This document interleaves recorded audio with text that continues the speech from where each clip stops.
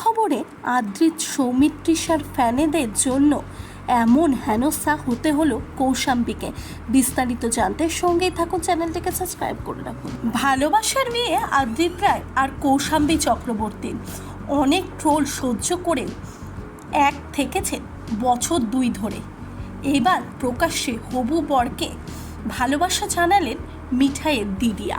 আর মাত্র দিন কয়েক বাকি, মে মাসের 4 হাত 1 হতে চলেছে আদ্রিত রায় আর কৌশাম্বী চক্রবর্তী। দুজনের বিয়ে নিয়ে আপাতত উন্মাদনা তুঙ্গে। হবে নাই বা কেন? এই সম্পর্ক নিয়ে তো কম ট্রোল হয়নি। সৌমিত্রিষা কুণ্ডুর ভক্তরা সেই সময় হাত ধরে পড়েছিল আদ্রিত আর দিদিয়া মানে কৌশাম্বী সম্পর্ককে নিয়ে। মাঝে একটু ঠান্ডা হয়েছিল এই পরিস্থিতি, তবে বিয়ের খবরে উঠতেই ফের মাথাছাড়া দিয়েছে বিতর্কদের। অবশ্য এইসব নেগেটিভিটিকে জীবনে আসতে দেননি হবু দম্পতির। ভালোবাসার মানুষের জন্য বিশেষ বার্তাও দিয়েছেন কৌশাম্বী। মিঠাই ধারাবাহিকে কাজ করার সময় থেকে প্রেমে শুরুয়াত। ধারাবাহিকে দিদি আর ভাইয়ের চরিত্রে ছিলেন আদ্রিত কৌশাম্বী। অন্যদিকে ধারাবাহিকে আদ্রিতের নায়িকা ছিলেন সৌমিত্রিষা।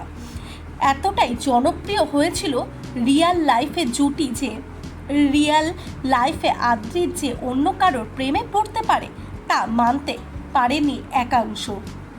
সৌমিত্রিষার ভক্তরা অনলাইনে হেনস্থা করা শুরু করে দেয় কৌশাম্বীকে।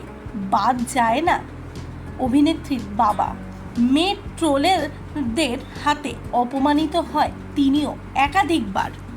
ঠিক এই কারণেই কিন্তু এইবারও আদ্রিত আর কৌশাম্বীর বিয়ে নিয়ে এত কথা, এত মন্তব্য উঠলেও কোনো পাত্তা না দিয়ে নিজেই কিন্তু নিজের হবু বরকে সকলের সামনে এমন একটা বার্তা এনে দেয় হবু বরের জন্য। সত্যি সেটা কিন্তু নজর কাড়া। আর এইদিকে কিন্তু সে কোনো মতেই আর হেনস্থা করুক আর যাই করুক, সে আর আদ্রিত রয়কে ছাড়ছেন না। মানে খুব শীঘ্রই তো তাদের বিয়ের সানাই বাজতে চলেছে। তাহলে এই বিষয়ে আপনাদের কি মতামত? কৌশাম্বী যেটা করেছে সেটা কি ঠিক করেছে? আদ্রিত আর কৌশাম্বী জুটি আপনাদের কেমন লাগে? প্লিজ অবশ্যই কমেন্ট বক্সে কমেন্ট করে জানান।